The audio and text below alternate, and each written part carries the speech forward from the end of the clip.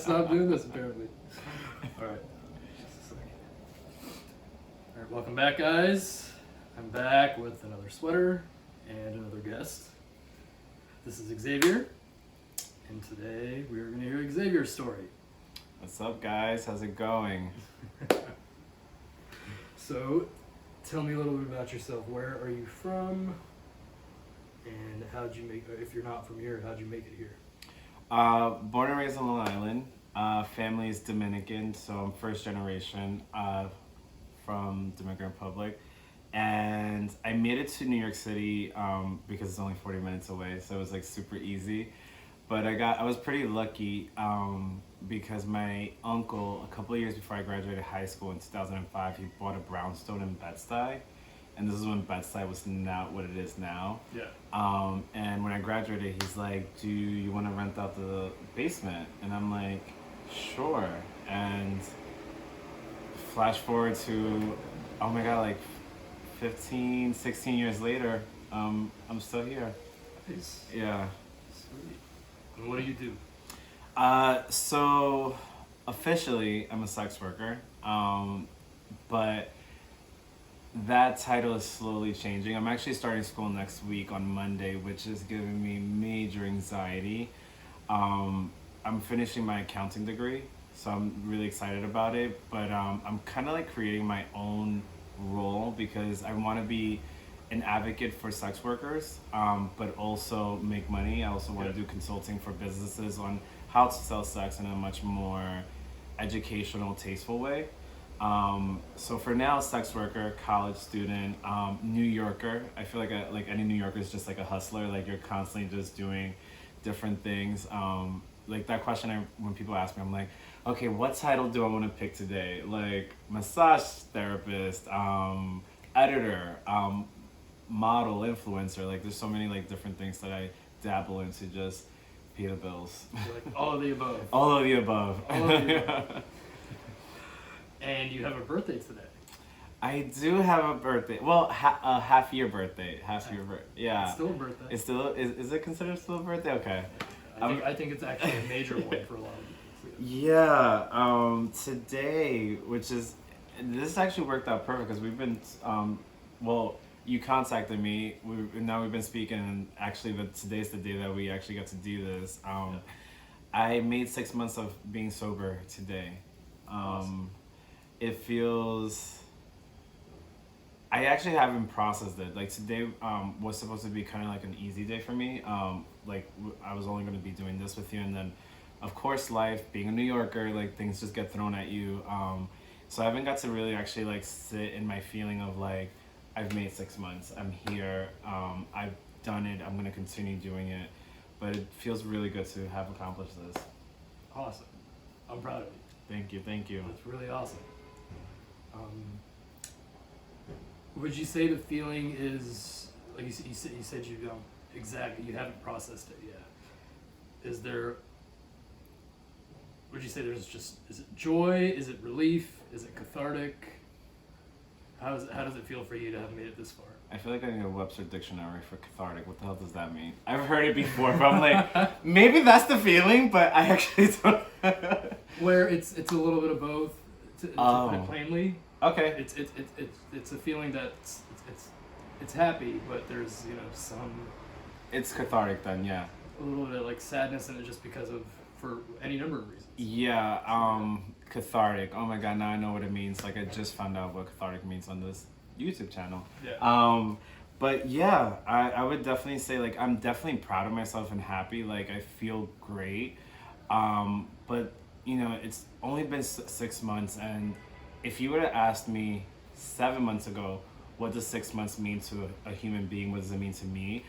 To me, I'll be like, oh, it's just like 6 months. Like it doesn't really mean much. But being sober and being, having to count your days and like gratitude lists and doing these like daily rituals really shows you how much can happen in 24 hours, how much can happen in a week, and then how much can happen in 6 months. Like I feel like I'm a whole different person.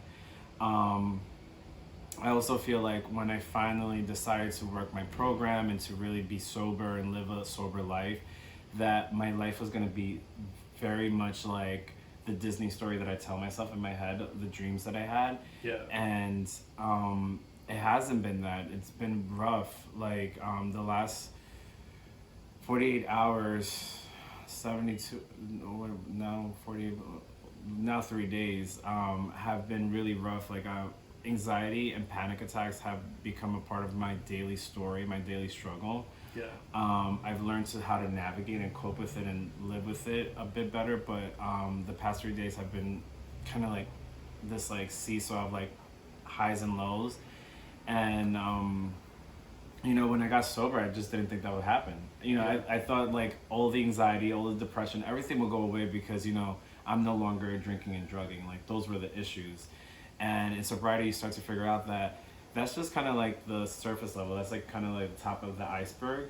And below is years and decades of emotional torment, denial, narcissism, victimization, and all these things that you have to kind of like work through. And last night I was in a Zoom meeting and somebody shared about that and how it took them about 2 years to really level out their levels. And it's crazy to me to think like, wow, like you don't just like day one like fix yourself. You have to work and work and work. And so yeah, it feels great. I feel super accomplished. I'm really grateful to be sober. I'm actually also really grateful to be an alcoholic because I get to go through this experience, but it's been rough.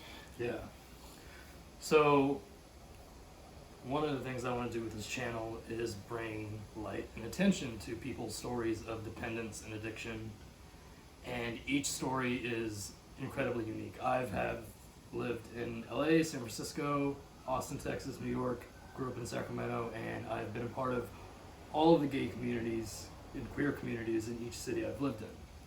And so I've made a lot of friends who have gone through this in one way or another, are going through it, you know, aren't where you are at, and maybe haven't even realized they need to be where you're at.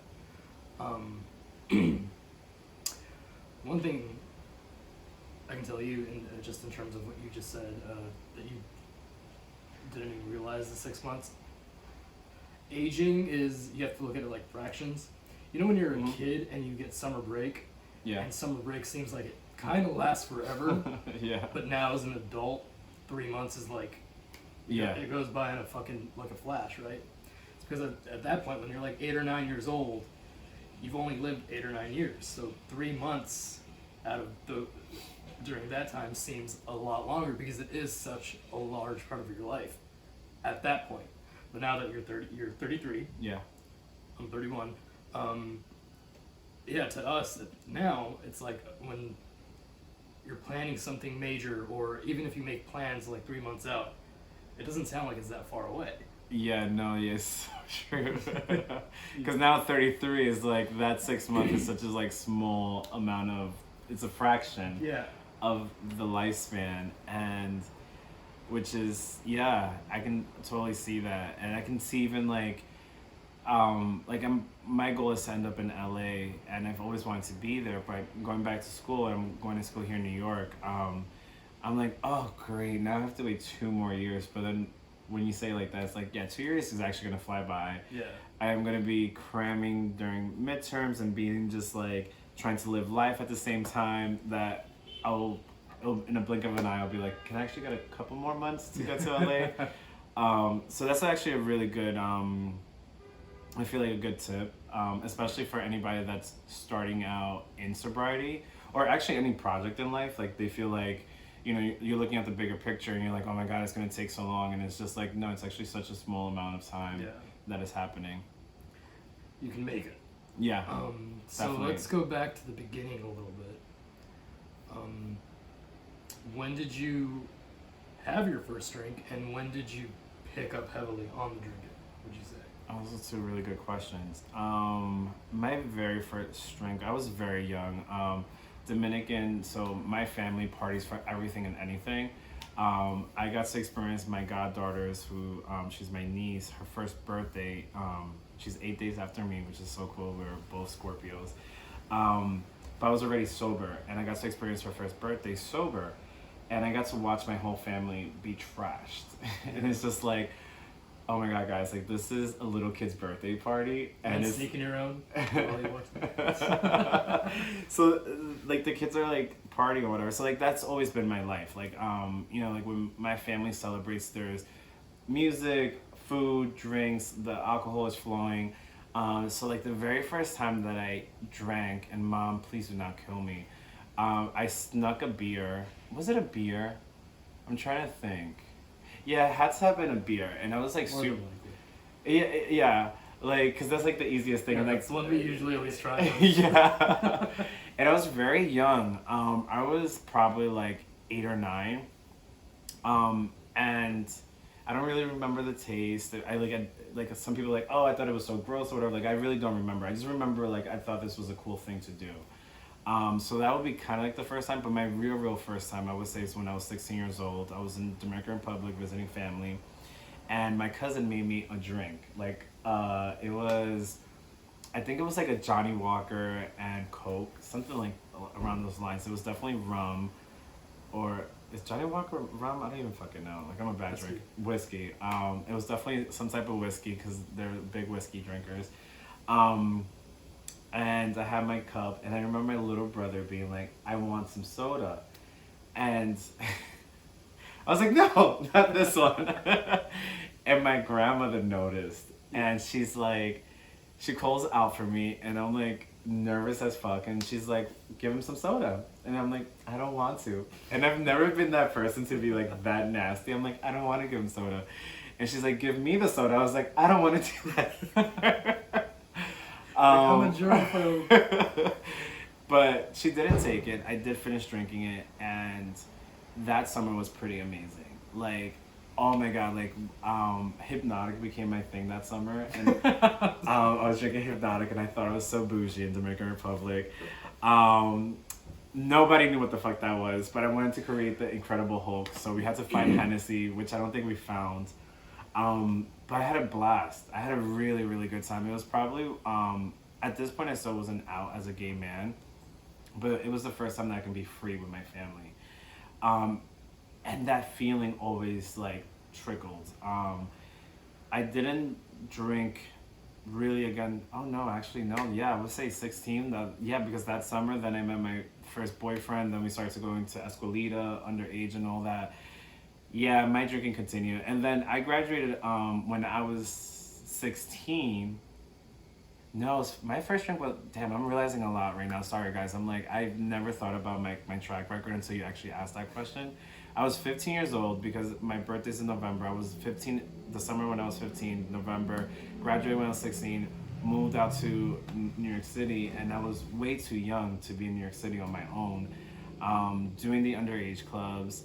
And yeah, my drinking since the age of 15 until now has always been just balls to the wall, because it always, when I was drinking, I was always free.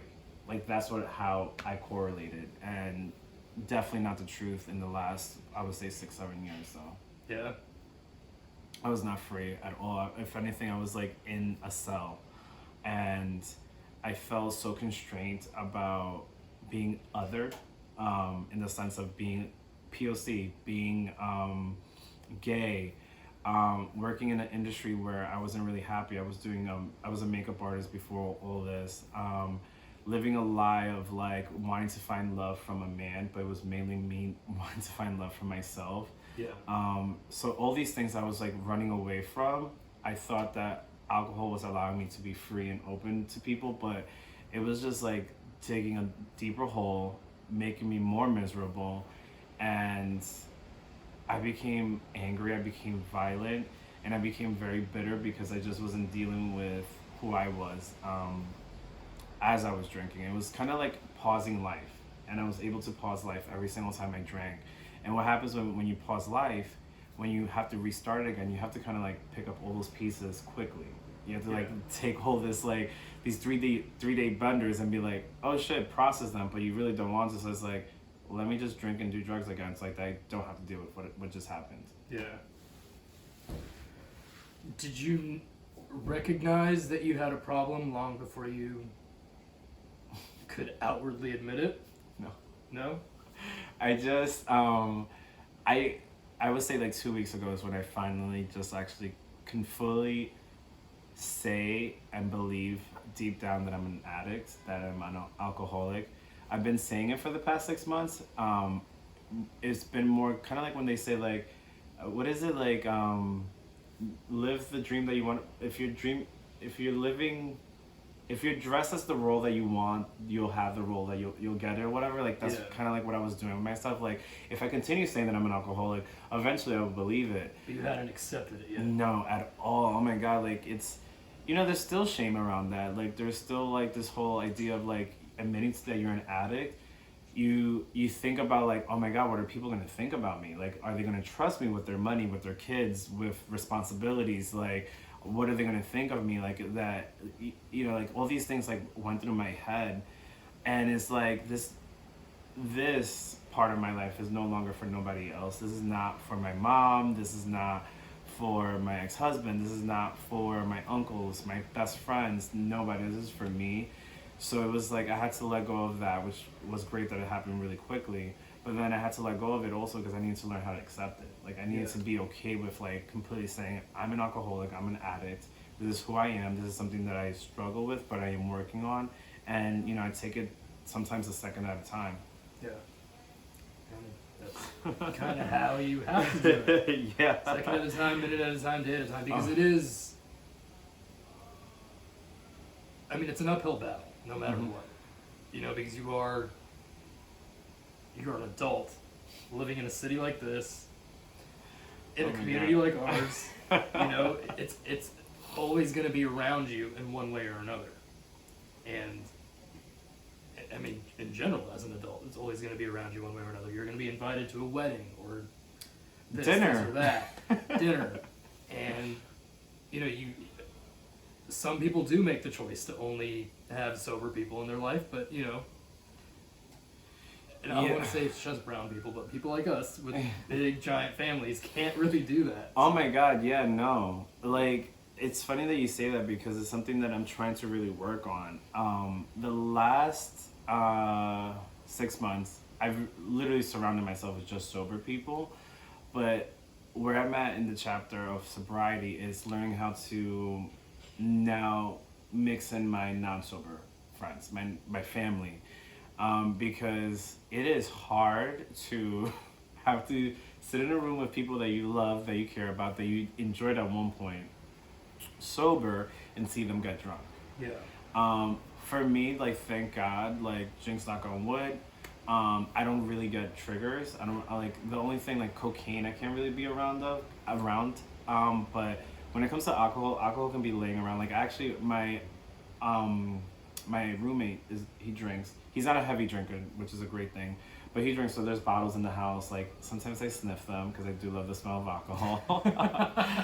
But I never, I have an urge to go have a piece of pie. Like, I have to, talk myself through not having the piece of pie, but when it comes to alcohol, it's not hard. But what is hard is to process somebody that you care about being wasted and making just being wasted, and it's just like you're there sober and you're actually seeing, and you're not drunk, so you get to actually see how somebody acts drunk. It's just it's a very funny thing, and it's just we're not really having a conversation now. It's like, I guess I should go because I can't relate. Yeah, you're not on the same frequency at that point. Yeah, exactly. So, two things. As you just said, even though you've been sober now for 6 months, you only recently came to fully accept that you're an addict, which I think needs to be normalized.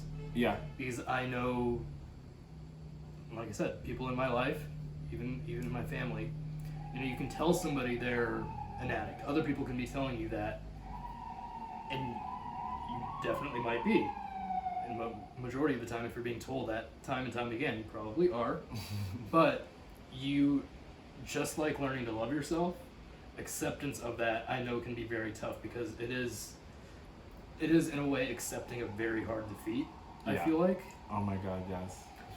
And two, something else I want us to sort of get rid of in terms of, and this is just my opinion, in terms of talking about sobriety and getting sober, is that you have to hit rock bottom to start your sobriety. I don't believe that because Oh my god, I love that. I was like, cue the round of applause from the audience. Like, that is such a good, I'm happy you're speaking about this because it needed to be spoken about. well, so I personally don't have any substance issues, and I never have. But like I said, people in my life have, and in the research I've done when I was doing research about things, and seeing friends, the friends who I know had a problem, the family members I know that have a problem, I don't want them to hit rock bottom before they sober up, because everybody's rock bottom is different, just like everybody's experience is different. Yeah. And for some people, rock bottom is losing your family, losing your home, losing your job, losing everything. And even though that doesn't necessarily mean that even that's a point of no return, I don't believe that either. There is no such thing as a point of no return, at least for your own life. Mm-hmm. I don't think we should keep telling people that, or even the friends and families of people who are addicts, that, oh, they have to hit rock bottom before you can really get them to see things. Well, yes and no. Like, Yeah. to get them to see it, like, we can never do that. Like, the person has to come to terms with it. When it comes to, like, rock bottoms and, like, the bottom line and all that, I feel like having somebody come to terms with their addiction problem and what they want to fix in life, whatever it may be, like, that has to come from them. Yeah. But if we are talking about this, because I know for me, this is what I struggled with when it was coming to admitting that I was an alcoholic. It was that for so long I heard about a rock bottom. I heard, like, to me, the idea of an addict and an alcoholic is somebody that is homeless, looks a certain way, doesn't have friends, their family that's it, like, we can't deal with you anymore. It's basically this person that's out in the world and has hit rock bottom. Yeah. And I feel like if, like, somebody like me talking about my story and, like, how I got there, if somebody hears it, maybe they're not at the point where they need to, like, admit to themselves that they're an addict or even want to, like, let go of the drugs and alcohol, but at least if they hear that, it becomes more of a normal thing of, like, oh, maybe the addict is not just a person on the streets, that there is such thing as a functioning alcoholic, of a functioning addict. There's also, you don't have to even maybe be there, and you can just say to yourself, like, I no longer want to live this life of incomplete. Because that's how I felt when I was using. I just always felt incomplete. I felt like I was not connected to anything. And, you know, I stepped into the rooms, into this life, just kind of like on a whim. I pretty much a very healthy man my whole entire life. But in my doctor visit in June of last year, was it June? May or June? My doctor saw some stuff with my kidneys, and we started talking, and my alcohol came to topic. And when we were talking about it, I was like, yeah, no, I don't really drink heavily. And he kind of like bypassed him, like, and just like, okay. And I don't know how, like, it came up again, and he's like, wait, explain to me how much you drink. So I was like, well, 2 bottles usually a day of wine. He's like, okay. And then probably like a 6-pack of Trulies or White Claws. He's like, wow. And then I'm like, and then if I'm with so-and-so, then I'm going to do like a bottle of tequila. And he's like, and that's for the week. I'm like, no, for the day. I'm like, what do you mean for the week? Like, and seeing his reaction was like, oh, maybe there's an issue here.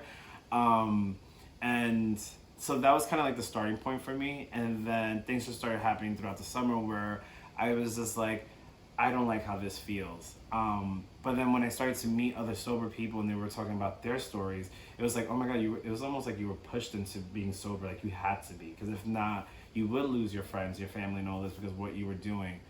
And it made it hard for me. It made it hard for me to connect. It made it hard for me to say, like, should I be here? Like, is this right? Maybe I could find a way to manage my life if I was drinking, because that's not my story. I do have family that loves me. I do have friends that love me. I do have a home. You know, I do have ambition. But it's because I kept hearing that that's their rock bottom. That's the typical norm. Yeah. And the more I started to meet sober people, and the people that were honest about their stories, I was like, oh wow, you're kind of like me. Like, it's not really a rock bottom or a bottom line. It was just, you know, there was just parts of your life that were unmanageable. Like, I didn't, when it came to my relationships, like my friends and my family, didn't have any because I was so focused on men, and drinking drove that focus. Like, it made it okay for me to miss my sister's birthday. It made it okay for me to be late to her graduation. It made it okay for me to call out of work. Because if I made a bad decision and I took a drink, I can pause and I can be like, okay, that was fine. It kind of like allowed me to create excuses around my life. And that's where my bottom line was. Like, I didn't want to continue doing that. Yeah. Because you were actually missing fairly monumental things. Yes. Tons of them. Yeah. So, what was the first week or few days or moments leading up to you deciding to get help and start a program to get sober? Well, like, to be sober or to start a program, because those were two different moments. Exactly. All right. So both of those. Both of those. Yeah, because so what happened with me was my sobriety date, which cannot wait to celebrate, God willing, would be July 26th of last year, 2020. On July 25th, it finally clicked with me that I was not the man that I wanted to be. I was angry at a friend over something so silly, was speaking so poorly about the individual. That day, I drank from the afternoon all the way until the wee hours of the night, came back to a friend's place, drank even more, and in the midst of all that, I became violent with somebody in the street, was talking really poorly about an individual, and just not being the kind of person that I want to be when it comes to handling situations. And then woke up, and then I felt like death. Like, I truly, honestly, and this was like the third time that it happened in the summer, it felt like my insides were burning. Like, it felt like if I was having a conversation with my body was like, please stop doing this. Don't do this to us anymore because you are killing yourself. And in my family, most of the men in my family have died from alcoholism. And I don't know what it felt like. I don't know what their journey was, because we were never, we kind of like pushed that to the side. And I was like, no, it wasn't the alcohol. It was his liver or whatever. And it's like, it's alcohol. But so being that I didn't know their stories, I just knew, like, I just felt like this is probably how my uncles felt. Like, they were probably having these hangovers and they just didn't listen. And after a while, your body is very intelligent and knows how to kind of like adapt and to kind of try to save itself, but it's only so much that you can do to it. And I woke up and I was like, we were going tubing in the Delaware River, and it was like the first time that I was doing something so exciting, and I didn't get to enjoy it. And I just sat in that river and I was like, I'm not drinking anymore. And the people that I was with was like laughing about it. They're like, oh, you're gonna be drinking by the end of tonight, which is typically what happens. But I didn't drink that day. I didn't drink the next day, and that following day, which would have been like the 27th or the 28th, I was like, I'm gonna do 30 days of realizing what's my relationship with alcohol, because I thought that, you know, my relationship was just off. Maybe if I talk to my alcoholism, well, at that moment, just talk to how I handle alcohol, maybe I can fix this. Maybe I can drink and be a normal person.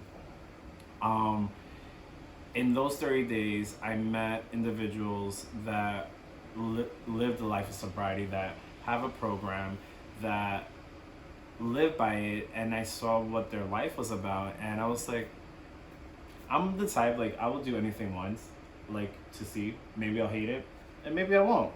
And with this situation, it's like, I won't. I don't.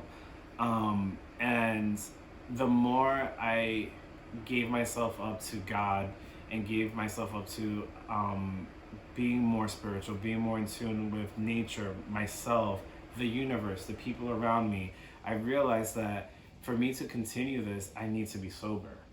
Because the moment I, me personally, have a drink, when I play the tape forward, there's the ending of that is just me being the person that I was prior, which is angry, bitter, resentful, lonely, and incomplete. And th- that that to me is enough. And then when you add health issues to it, it's like, yeah, definitely, because I don't want to die.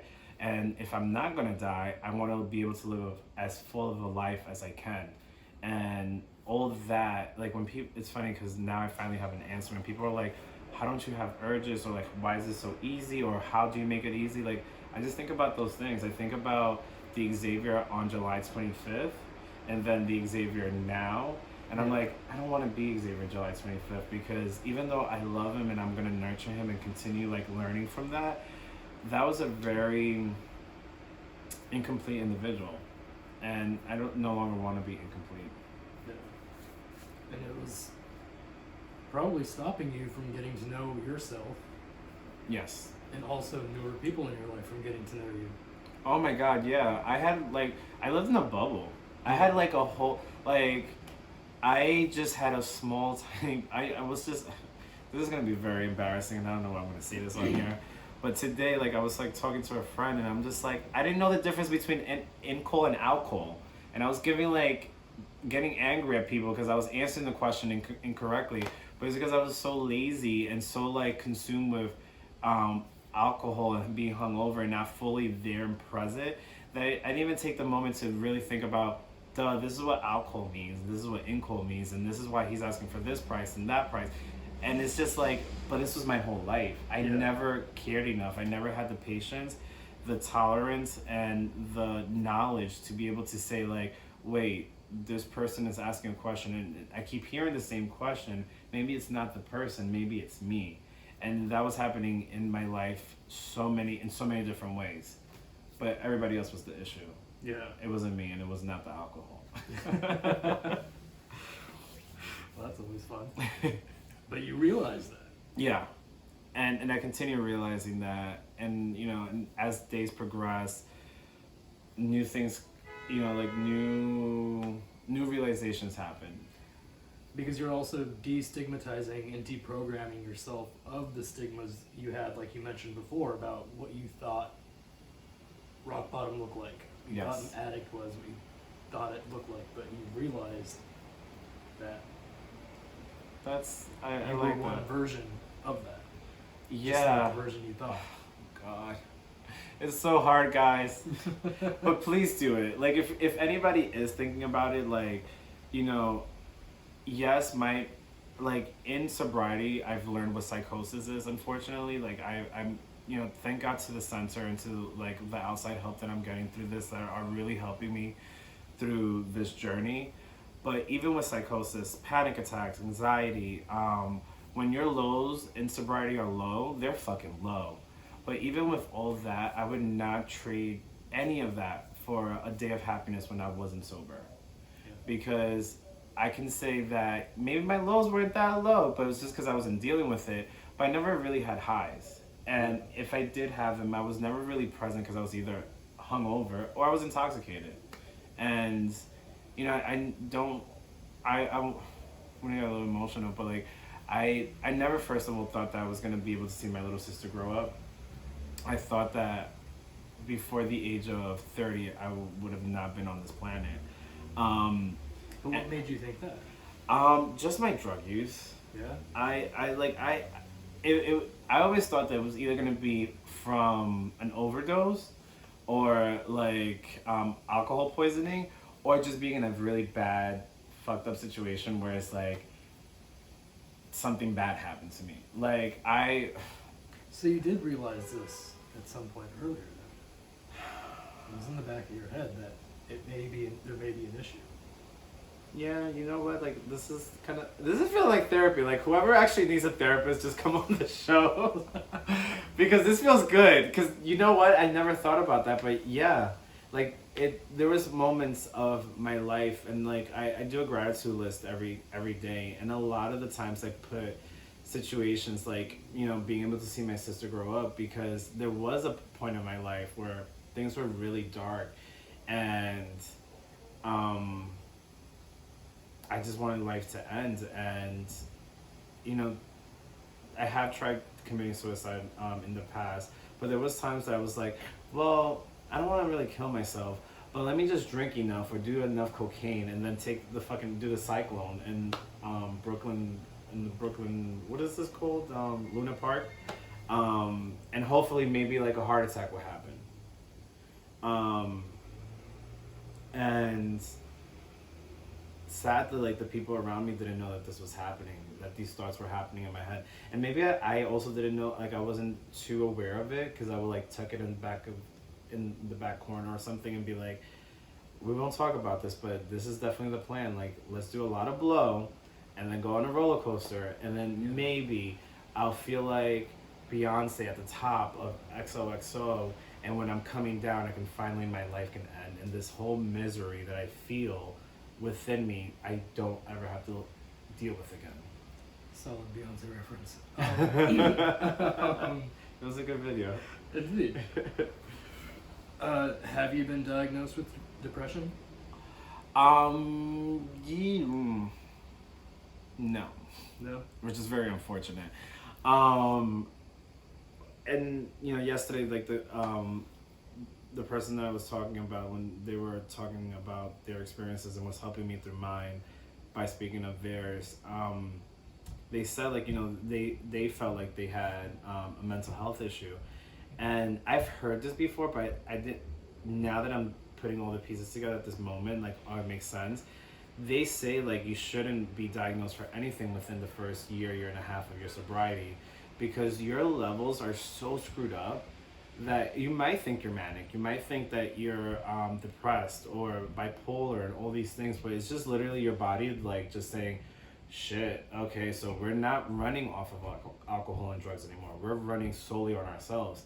Now how are we going to fix all this? Because for so many years, your body was trying to fight the alcohol, was trying to fix itself, to trying to kind of like adapt to all these toxins that you're putting into your body. Yeah. So unfortunately, no, but I want to be like diagnosed. Because for me, as an addict, it would be easier if somebody's like, this is what the issue is, instead of me having to work through the issue. Like, yeah, just give me a pill and fix it. But it's like, no, you actually have to do the work and go through all this to find the resolution to it. So I'm not going to diagnose you, but the reason I do think you most likely might be, and is because, so I have dealt with physical health issues all my life. Cancer, I'm HIV positive, I have RA. Wow. I laugh when I say that just because when you think of RA, you think of older. Sorry. But I was diagnosed with depression 5-6 years ago now, and I thankfully have never had suicidal thoughts, but I did get to a point where, and I've actually even recently been at a point where I was like, if I die today, I wouldn't care. This point, Yeah. this apathy towards life, that's just crippling. And it sucks because when you are actually so full of life, which I like to think I am, and I can see that you are too, having that kind of apathy where you don't care if something kills you today. You can get hit by a fucking bus, and I've been there where I'm like if someone just came and shot me in the head right now, I'd be like, yeah, It happened. It was a Tuesday. Yeah. Now I'm here with Jesus Christ. Yeah, I've been there, and that's been the biggest thing with my own depression, is not necessarily wanting to self-harm, but just not caring at all. And after surviving the things that I have personally, I feel really bad about that. I feel like I should care, and that makes the depression worse. Yeah. That weighs on you more. Like, I need to appreciate what I have and everything. And you can't help it though. I feel like that topic of like appreciating what you have comes up a lot in my life now. Not for me personally, but for people around me, where sometimes when they're speaking of their day and they're just like, fuck, I had a shitty day, but I have all these great things. It's like, I feel like it's okay. Like, it's not like, well, I don't want to say it's not okay, but if it is to the extreme where you feel like, death is okay, but like we as individuals, I feel like are programmed to just constantly need to be happy And if you're not happy, that's not a good thing. And it's like, no, like sadness comes with life. Like, you know, the highs and the lows are going to come with it. And it's something that I've realized in sobriety. And it's like, it's okay to, like when my panic, like, so around day 97 is when my pink cloud left, where things wasn't Disney Channel anymore. And I had a severe panic attack. And day 97 was like the 4th day of it, like that it was just consistent. And I didn't think it was gonna end. And I just remember, waking up, still with the headache, still with the fogginess, still with all the feelings. It's like I slept, but it's like I woke up and it was still the same feeling. And I was like, wow, today's gonna be the day that I either relapse or I kill myself. And one of my close friends now, because of sobriety, and I love her to pieces, reached out that day and she's like, how are you doing? And thank God I was very honest to her. But she told me, she's like, it's okay. She's like, everybody goes through this. What you're going through is gonna get worse, but it is gonna get better. And this is just also life, you know, like there's the good and the bad. And when she said that to me, it really alleviated a lot of the feelings. And then days after, I was very honest. I kept sharing about it and talking about it. And a lot of people were just like, this is life. You know, like you might suffer from anxiety. You might have to deal with it on a daily basis, but there's so many other great things happening. Like, focus on those. Don't reject the anxiety. Live in it if you have to. Yeah. But it's okay. And it really, sobriety's teaching me, like, yeah, you know, you do get the good and the bad. And the bad is not something bad. It's either your body telling you something, or it's just something that you need to learn. You know, being uncomfortable, making myself uncomfortable in these last 6 months is the reason why I feel like I am more connected to my higher power. I am more spiritual. I am more aware of the people that I hurt. I'm more aware of being able to be honest when I do something wrong, because I am making myself uncomfortable. I don't want, like, to me, I see no point to this if I'm gonna be sober and then still be the same person. Yeah. Because I can do that. I can punch a wall when I'm angry like I used to and just be like, well, it's my alcoholism. Like, I'm an addict. You know, I'm dealing with sobriety. It's like, no, like that's not what I want to do here. I want to be a better person. And the start was to say no to drugs and alcohol, but the continuing part is working on who I am as a human being. Yeah, and chances are you probably already had anxiety, but you weren't as cognizant of it because of alcohol and substances. When my counselor told me that, I was like, huh? Like, no, this just started sobriety. Like, because also in my head, I'm like, if I blame it on sobriety, it's like, you see, it sucks. But no, yeah. And then when I started thinking, I was like, oh yeah, I was getting panic attacks already. They were never as bad, but yeah, like I was self-medicating my anxiety, and maybe even my depression. Like, you know, like if I was sad, I'll just pop a happy pill, which was Molly. And I was doing Molly a lot. And then I created Molly water so I can travel around with a Poland Spring bottle that looks just like water, but has 20 pills diluted in it. And I was just, I guess they call it microdosing. I'm like, I guess I've been microdosing my whole life and didn't even know it. And you were ahead of the curve. I miss my Molly water sometimes, but I do not recommend to do that. My poor brain. My brain must be like, thank you for giving us a break. May it be 6 months, but thank you. I've never even heard of that, actually. So I thought it was a thing. I grew up in Long Island, and it was one of my classmates that taught me it. And I just always thought that this was, because I learned it from somebody, so I just thought people would do this. And I talked about Molly water a lot. And one day, finally, somebody's like, don't give directions. don't give directions.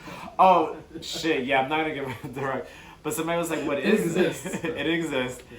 And then I explained it to them. They're like, oh, and you did this? And I'm like, yeah, like twice a week. And once again, I never thought any of this was an issue. I thought my life, what I was doing was normal. Yeah. Like, everybody does Molly water. Everybody like does cocaine. It's like, no, that's not the norm. And if you want to be a better person or be able to handle your life a little better, you're gonna have to cut down Just just a little bit. a little bit. So you are past the physical withdrawals, obviously. Yes. So now it's at this point, and I think this is how it normally goes. Everything is mental at this point. 1,000%, yeah. And mental is such a difficult thing, and it's hard. And I'm very vocal on my social media about my sobriety. I want to be able to help as many individuals as I can, but it's hard. And sometimes I don't have the answers to like how to fix it. And this is why I honestly I commend anybody that has ever relapsed and is honest about it and decides to either come back or wherever they are, because it's not easy. If you've been doing this for so many years and this is how you've been fixing your life, and you take that away and life still is difficult, it's like, yeah, I'm gonna go back to it, because that's the easier route. So I some people definitely look down on people that relapse. I understand that somebody that relapse has also a higher chance of dying from this disease, but it's just like, I kind of want to hug them because I feel that pain. This is my first time of being sober ever in my life. It's the first time that I ever decided. I remember one time a friend was like, hey, do you want to come to a meeting with me? And I went to it. And I was like, okay, cool. Yeah. So we're done. I'm going to go drink because I don't have a problem. And, that was always me. And now now that I can say that I'm an addict, believe it, and see so many various things and gone through so much in these short 6 months, I'm like, I can't really ever judge somebody that relapsed. Yeah. I can't really sit here and be like, how could you do this? You put so much work into it. You were sober 33 years, and then for a drink, and it's like, yeah, because it can take that one little moment, literally, and it can be over something. It can be literally that you were going to the grocery store to go buy cucumbers, and they were sold out of cucumbers, and that was the straw that broke the camel's back. Yeah, it can be anything.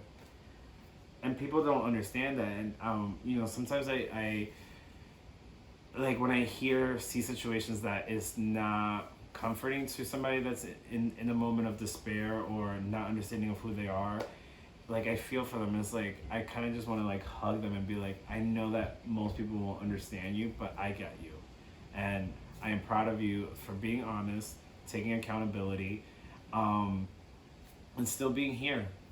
Still being alive, because that's the greatest gift, is to actually be able to live. And I never used to be excited about the next day. Now my sleep issue is not because I can't go to sleep because I'm restless. It's I can't go to sleep because I'm excited. I'm like, oh my god, so Tuesday, now I can finally do everything I didn't get to do on Monday. I can do it on Tuesday. This is what we're gonna do, because now I have plans and now I have excitement and all that, and I didn't have that when I wasn't sober. When you're a hustler, oh my god. Well, I never also hustled. My friends, I was broke. I was always broke. I was always struggling financially, always struggling. And it was always my own downfall, because I was always just like, can we just go to a bar and drink and find hot guys to have sex with? Because if a hot guy has sex with me, that means that I'm hot, and that means that I have value. And this was my whole life. Yeah. And I realized that, I lost my train of thought. I was going somewhere with that. I forgot why I started it. But sobriety works. Let's do it. You're finding hot guys to have sex with, because that gives you your value or your worth at that point. Oh, but yeah, now, maybe, because I know I was talking about life. I honestly lost my train of thought. Oh my god, my memory got so small. The isms of alcoholism, insanely small memory. Yeah. I can literally, and it's part of like my own program, my own spiritual program that I do, like I have to constantly remind myself that there is a world outside of me, that I do have an ego, that I am a narcissist, that I do have goals, that I do want to become a better person, that this is not, that facts are, feelings are not facts, and these things I have to constantly remind myself throughout the day, maybe within the hour, because automatically forget, like, oh shit, we're doing something here. Oh, it was excitement about the new yeah, guys, I'm sorry. I'm like, but yeah, I got excited because I, like, when I was an alcoholic, well, I am an alcoholic, when I was active using, everything was so small. Good catch. Thank you. It took me a while. I was trying to reel it in. It was like fishing for, what the fuck were you talking about? So yeah, like I wish I can have the answers for everybody. Like I hear people's stories and I'm like, I can't relate to it or I can't be of help because I'm also human and I'm going through my own things. But all I have to say, like, especially if you're in New York, there is so many resources, free resources, FREE, free resources in New York City for New Yorkers that live in New York. Because you have to break it down. Like I've had to break it down to some people. Like if you're in New York, you're a New Yorker. If you live here, you pay taxes. There's so many mental resources, especially for POC, gay individuals. But even if you're not POC and you're not gay individual, like most of these places that are to help POC gay individuals will still take people in because we are human beings at the end of the day, and they will really help you. Yes, it's not going to be in a cashmere bed and like beautiful and all that, but if you really want help, if you are looking for help, if you're looking to seek help and you feel like you're not living a life of happiness, research at New York City government, like nyc.gov, like health services. You could Google specific terms and you can actually see resources. I see sometimes on the subway numbers you can call. There's posters, a lot of them aimed at specifically at POC, and that's awesome. But I was gonna mention also that it is also really awesome that you hold yourself accountable by being so open about it on your social media, because that is kind of a way to remind yourself, and it's holding something. I don't want to make this sound like a negative, but you're almost holding that against you. See, you told the world now that you're working on your sobriety, so you better not jump back. Oh my god, I think about that all the time. Yeah. I'm like, so my biological name is not Xavier. I am changing it legally. It's the name that I go by. It's the name that I identify by. But I also always wanted to be a summer baby because I love the summertime. And now that my sober date is July 26th, I'm like, wait, am I getting everything that I want? I changed my name to the name that I want. And my sober date is in the summer and I get to celebrate this. Yeah. So all these things plus the social media part, yeah, I use them to, and I said this to somebody that was asking questions about sobriety. It's like, what works for you? And then I was saying, and then they were like, oh, that doesn't work for me. Like, or I've never tried, I forgot what they said. And then I was like, no, but that works for me. Like doing these things work for me and it's keeping me sober. But it doesn't mean that's the right answer. It doesn't mean that that's going to work for you. You can try it, but don't be hard on yourself if it doesn't work. Don't be like, damn, Xavier's been sober, he's in this pink cloud and he's doing it, and I'm doing the same thing he's doing and it's not working for me. Like, no, like everybody's different. Like, this is your experience. Yeah. And nobody can have your experience. They're going to have their own. Exactly. But also cool that now you get to celebrate like those milestone birthdays again.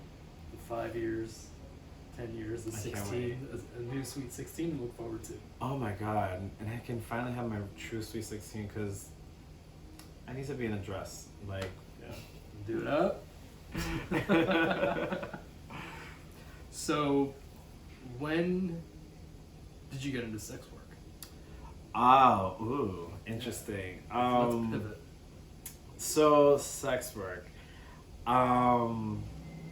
It's funny. I was talking a lot about this during, because it's my job or whatever. But everything has been about sobriety in the last like 2-3 months. So it's kind of exciting to be able to talk about this. I was young. Pamela Anderson, Tommy Lee did a sex tape. I watched it and I truly, completely was just like, that's who I want to become. I want to be Pam Anderson, taking that I size. was about to say, you want to be Pam or you want to be Tommy? Oh no, I definitely want to be Pam. Big boobs, blonde hair, taking on that monster of a piece that man has. And I just found it so sexy. I found it so beautiful. And that was always in the back of my head. Like, just like me in the back of my head knowing that there was an issue but not really talking about it, me wanting to do porn was always in the back of my head. And in February, it'll be 2 years that I separated from my husband. When I lost my husband and my apartment, not due to alcoholism, actually, unfortunately. Like, that would have been nice if I could add that to my bottom line, but it wasn't. When I lost him, I also lost a lot of friends in the process. I moved back to Brooklyn, which I love Brooklyn. I'm such a Brooklyn person. I got back to Brooklyn. I was like, I'm unhappy. I hate my job. I'm being judged at my job. I'm being judged by society. I'm being judged. I'm going to be judged no matter what. Like, if I'm fat, if I'm skinny, if I'm doing this, if I'm doing that. And I wanted an outlet.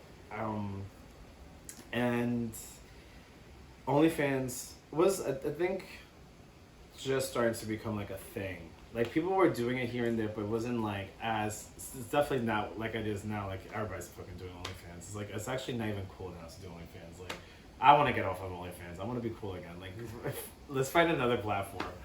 But, OnlyFans was there.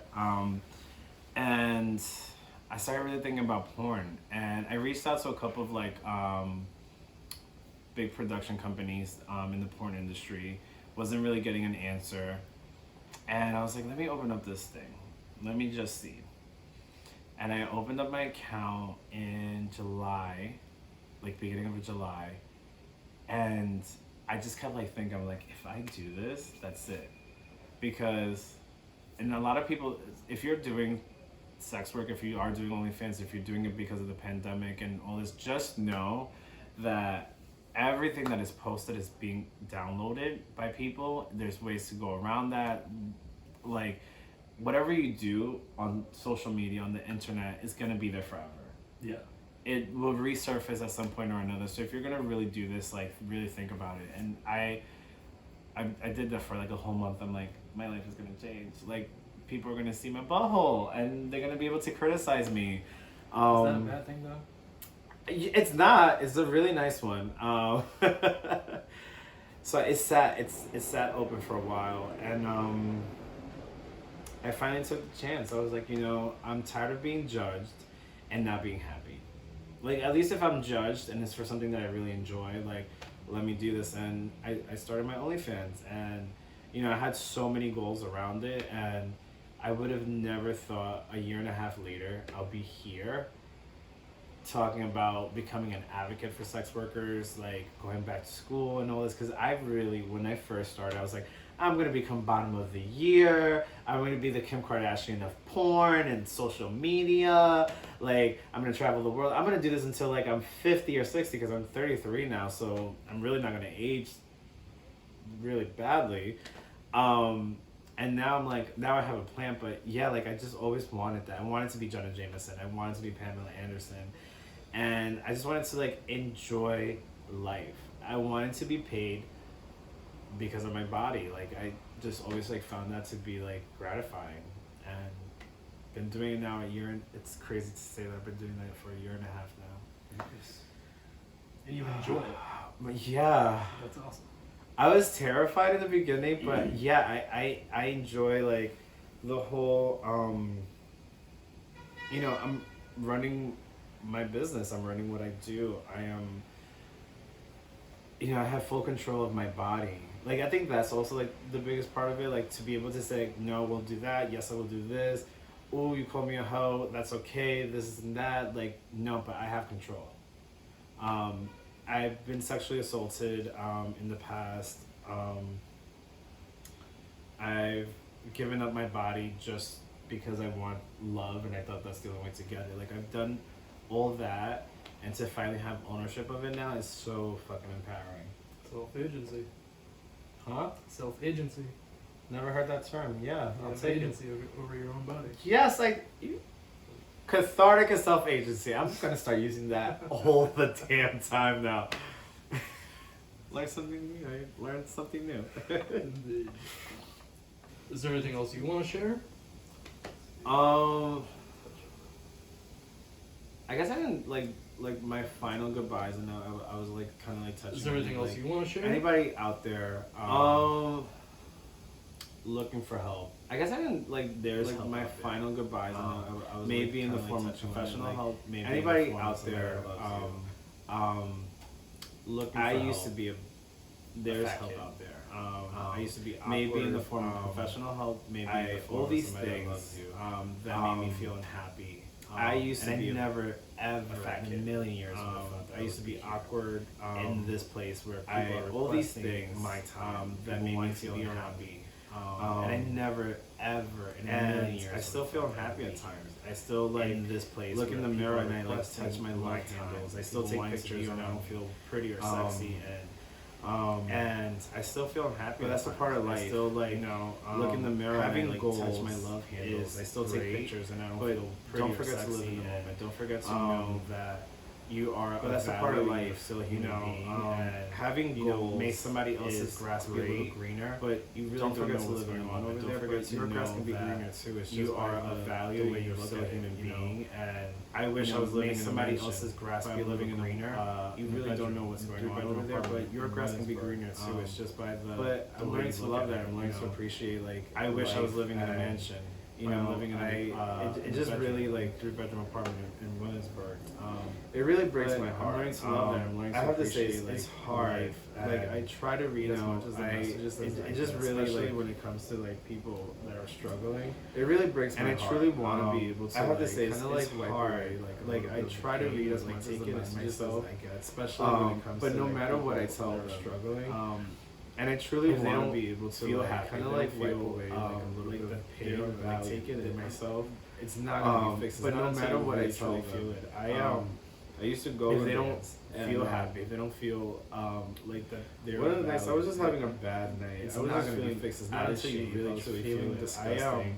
I used to go. And I got on the bar an hour into it. Like I was not making the tips that I usually make. One of the nights I was just having a bad. One of my friends noticed it, and he was like, "Yo, what's up?" And I'm like, "Disgusting. I'm just so fat." And I got on the bar an hour into it. Like I was not making the tips that I usually make. And he goes, he's like, "No." One of my friends noticed it, and he's like, "Yo, what's up?" And I'm like, "Ugh, I'm just so fat. Everybody sees it. They're not even tipping me."